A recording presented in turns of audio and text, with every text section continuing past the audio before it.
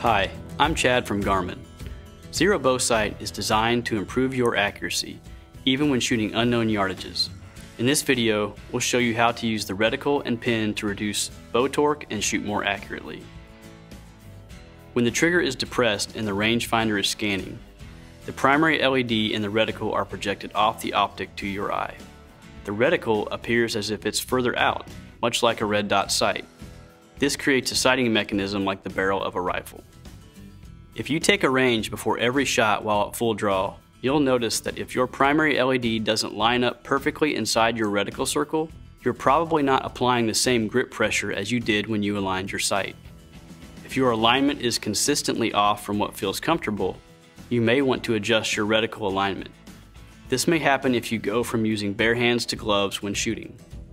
Slight grip adjustments to get into proper form will ensure that you're applying the same pressure to the bow for each shot, which should help reduce your bow torque, allowing you to shoot more accurately and with more confidence on your next hunt or in your next tournament.